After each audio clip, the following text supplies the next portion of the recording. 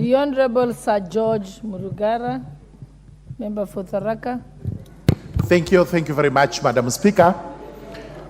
Madam Speaker, last Thursday we had the State of the Nation address by His Excellency the President, and we are required to debate this particular speech for the next 3 days.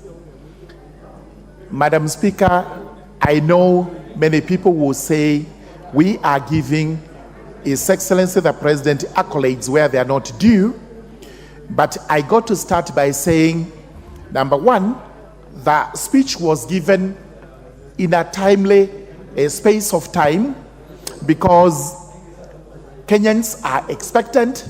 They want to hear what this government has done for the last 1 year. And it is not just the government. We as members of parliament are also being called to book, to tell constituents what we have done the last 1 year. His Excellency the President gave a statesmanship address, composed and allayed the expectations of Kenyans on negativity and gave us hope. He spoke on a wide range of issues, including cost of living, where he confirmed that the only way we can reduce cost of living is by subsidizing production. And he has given emphasis on fertilizer and seeds for planting. He also spoke on the evidence the country has, which debts are actually increasing without borrowing because our shilling is losing value against the international currency, including the dollar. We have to repay these debts, otherwise if we default, everybody will actually rank Kenya as a failed state. He spoke on petroleum products, whose prices should be coming down, and we expect this to happen, in spite of the fact that the government has no control on the prices at international level. As we move along, we are expectant that the prices of petroleum products will be coming down. It's important also to say he was a caring and listening president, because as he gave his speech, we had just seen the legal notices that had come along from the Minister for Interior, my constituent Professor Kithure Kindiki. And Kenyans were up in arms. There was a hue and cry regarding the cost of services to Kenyans. We are happy to see that the government has listened to this and has actually now published reductions, recommended reductions, and these are to be subjected to public participation. This is what a listening and caring government should actually be doing. There was a paragraph or two on employment, which is very important. And employment in the country, as enunciated by the president, cannot come in any other way save as through investments.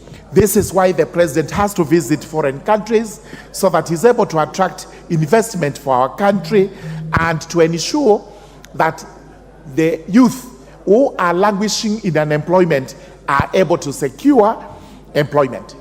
It is important also to talk about the teachers, whom he clearly mentioned that we have employed over 56,000 teachers. Whether these are interns, they are permanent and pensionable, these are young trained teachers who are now going to classrooms to teach. Hope for the interns is that as soon as they complete their term of internship, they are actually able to secure jobs. And these jobs will be permanent and pensionable. The president mentioned about housing, and we have all seen the edifices that are coming up across the country. Beautiful houses that are to be sold to Kenyans so that we can move towards modern living. Very important.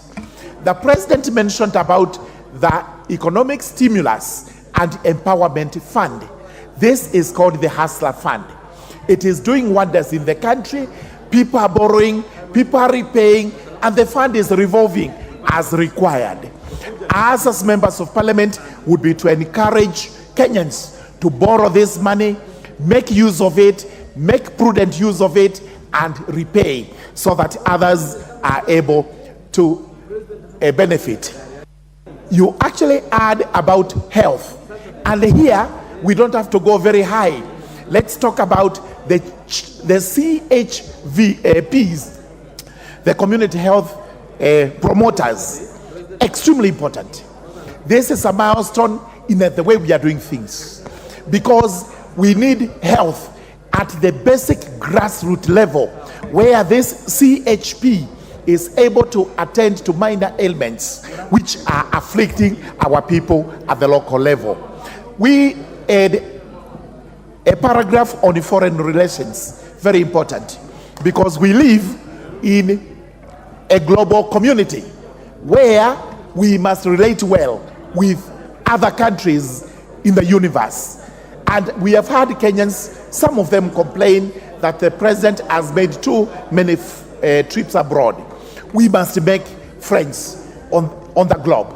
We must also attract other countries to come and invest in our country. This way, we will be able to grow our economy. Our jobs will be much better as they are, and therefore, I believe it is welcome.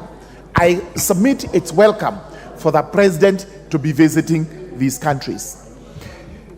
A little bit off the line is the issue of 80, where our police officers are supposed to go and try to bring that country to order. There has been debate on this from all quarters, from all levels, and what comes out is clear that Kenya has not volunteered itself. It is the international community that has asked us to actually send our police officers to Haiti so that they are able to help that country bring law and order. And our police officers are more than willing to go there. We are not incurring any expenses. We are training them, and we have done it before. We have had our police officers go to other countries. They have actually provided the required peace. We have had our forces go to other countries, and they have done a fantastic job, including Africa, Liberia, Sierra Leone, everywhere else, Europe. We were in Bosnia, we were in Herzegovina, and now as we speak, we are back in Africa, Somalia, and DRC Congo. I cannot finish my speech without talking about the expectations of Kenyans on our government. And we cannot say more than we have said, that every Kenyan is expectant. And the only message we have for the country is, let us be patient. Let us repay the debts. Let's see money growing so that we are able to move to development. My constituency, Tharaka, is equally expectant. And it's important to point out that being a marginalized area in the eastern region, we have high expectations. The roads are not good. We are experiencing El Nino. The blame is on the government. The blame is on me as their member of parliament, that the government is not going down to work on those roads. We really have to inform the government. As soon as the rains subside, let us move down to the entire country, fix our road network so that our citizens can enjoy communication.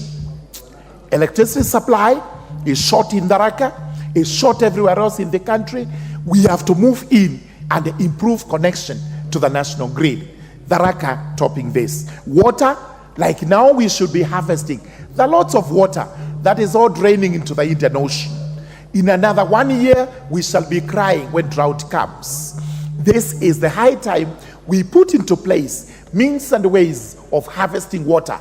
Water that will be used in northeastern Kenya, water that will be used in my region, in the constituency of Tharaka, and water that will be used everywhere else it is needed. For my constituency, I call upon the government for affirmative action in matters development. Tharaka is marginalized, Tharaka is arid and semi-arid, and therefore requires to be actually considered in a totally different perspective. With those remarks, I do actually congratulate the president. This speech was balanced. This speech tried to touch on all spheres of life in the country. And what we need to say is, let us wait with the hope we were given by His Excellency, the President. I support.